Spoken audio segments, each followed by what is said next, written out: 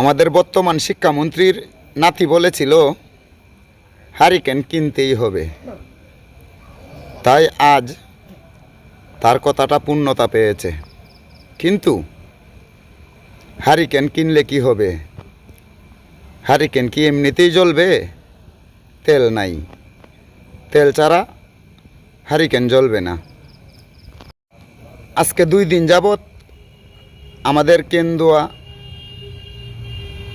Current নাই, তাই অনেকগুলো হারিকেন সংগ্রহ করেছি, কিন্তু তেলের জন্য হারিকেনও জ্বালাতে পারছি না।